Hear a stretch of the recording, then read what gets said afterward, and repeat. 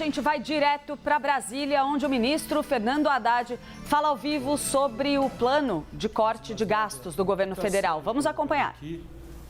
É um absoluto compromisso do governo do presidente Lula com o equilíbrio fiscal, com a responsabilidade fiscal e com o arcabouço fiscal. Isso tem sido dito reiteradas vezes. E esse compromisso do presidente é um compromisso do conjunto dos ministros e dos ministérios. E, portanto, esse conjunto de medidas foi construído conjuntamente, como disse o ministro Haddad, por todos os ministros, e muitos foram ouvidos, e o presidente arbitrou por esse conjunto de medidas que hoje está sendo anunciado. Eu acho que não soma para o país esse tipo de abordagem de querer continuar insistindo de que existe chapeuzinhos vermelhos e lobos maus dentro do governo. Aqui, todos nós temos responsabilidade com esse país. O que está se fazendo hoje, de forma clara, objetiva, é acenando para responder a um mercado que, pelo texto que vocês publicam, estava precificando no presente uma possibilidade de desequilíbrio futuro das contas públicas. E aqui está se garantindo que esse desequilíbrio de longo prazo não ocorrerá. E, portanto, este é o compromisso essencial da decisão hoje tomada. Reafirmar, através de medidas firmes, como o realinhamento do reajuste do salário mínimo, e com ele, todas as despesas a ele indexadas, trazendo esse crescimento para o crescimento do arcabouço fiscal. Isso foi feito de forma unânime entre os ministros que aqui estão na mesa. E eu queria, mais do que nunca, afirmar uma frase que eu disse recentemente: quem apostar contra o Brasil vai perder. Porque esse país cresce de forma consistente, está atraindo investimentos internacionais de forma consistente. O presidente Lula não abrirá mão da responsabilidade fiscal. E o que nós fizemos esse ano, cortando quase 20 bi do orçamento, para garantir o cumprimento do compromisso que nós fizemos e da lei atual vigente. E todos os ajustes serão feitos, se necessário forem, para continuar garantindo, no curto prazo, no médio prazo e no longo prazo, o alinhamento das despesas ao conjunto do arcabouço fiscal, reafirmando a responsabilidade fiscal. E a oportunidade, e o presidente tem dito, que o seu governo é marcado pela previsibilidade. O anúncio de isenção de R$5.000 foi anunciado na campanha eleitoral. O povo brasileiro votou neste programa. E, portanto, ele foi legitimado pelas urnas. E o presidente está fazendo, sendo honesto com os eleitores que o colocaram na presidência. E mantendo, ontem eu vi, o mercado tem insistentemente lançado notícias falsas para se aproveitar de picos constantes e eventuais ganhos extraordinários desses picos, que isso seria antecipado para 2025, e circulou o dia inteiro ontem. E aí, eventualmente, tendo picos de subida de dólares. Então, mudar para 2025 seria romper o critério da previsibilidade. Foi feito na campanha o anúncio que até 2026 a isenção seria até 2025. Está sendo cumprido o que foi dito na campanha eleitoral, o que foi dito na posse, não tem nenhuma surpresa. Os agentes econômicos da sociedade não estão sendo tomados de surpresa. Se alguém criou uma expectativa que seria em janeiro o anúncio e não em dezembro,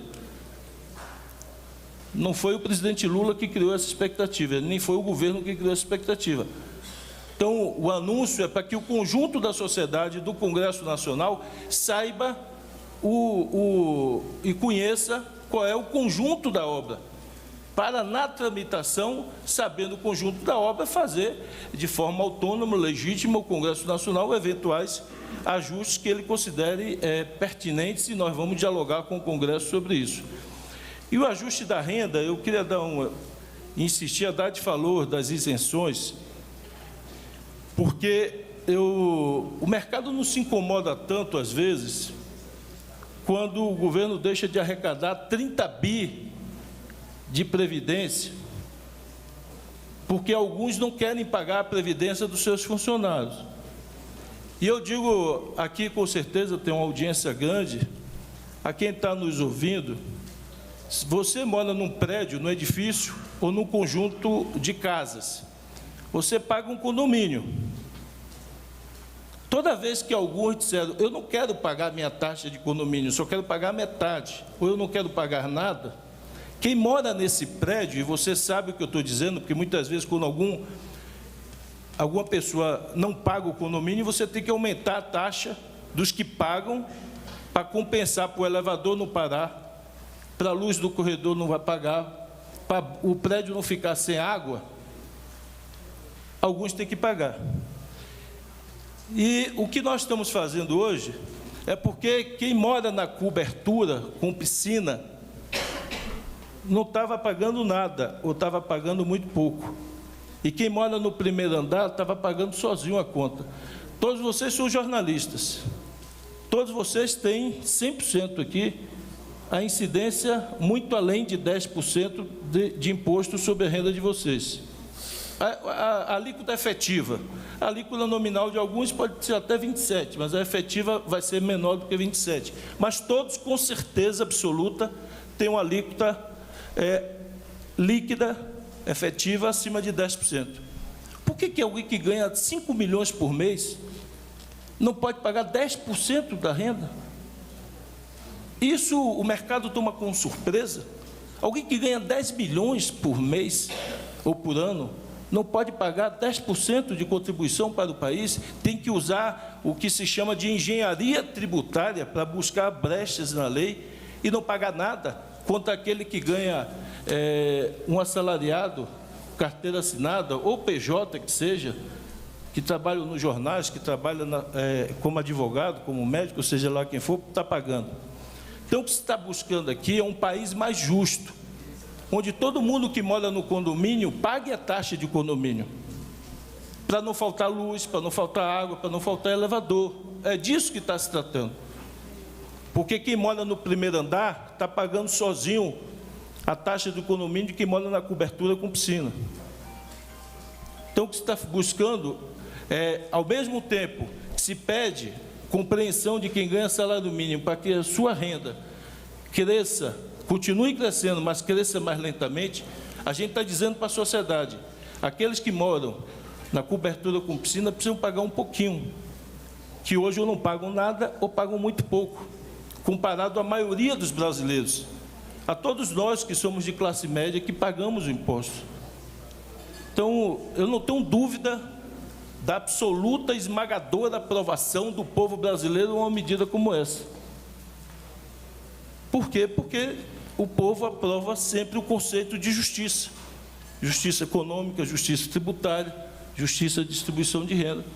É disso que está se falando e nós não vamos alimentar, da minha parte, eu não irei alimentar essa coisa que é usada sempre como apuração e que, ao fim e ao cabo, busca criar intriga e dissonância dentro do governo. Aqui nós agimos de forma absolutamente consensual e haveremos de buscar, e eu quero dar ênfase aqui, num conjunto de medidas administrativas para garantir o cumprimento da lei para muitos programas sociais. E iremos fazer ajustes, inclusive, para diminuir judicialização dos programas sociais. Só para dar um dado a vocês, dos 3 milhões de beneficiários do BPC, 1 milhão não tem constando no sistema a CID. O que é a CID? É o código que diz qual é a deficiência que a pessoa tem. 75% disso foi decidido por decisão liminar do Judiciário. Então, se um programa está na lei, que é para pessoa com deficiência, se o programa é para deficiente, você precisa saber qual é a deficiência da pessoa. 75% dos que estão hoje recebendo sem CID foram incluídos por decisão liminar.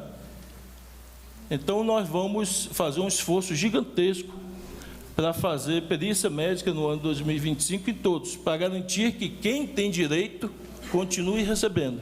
E, eventualmente, quem foi incluído, que não tem direito, não receba. Assim como a lei diz que todos que devem receber esses programas têm que estar cadastrados no Cade Único. Só no BPC nós tínhamos 500 mil pessoas que não estavam cadastradas e foram incluídos no governo passado no programa.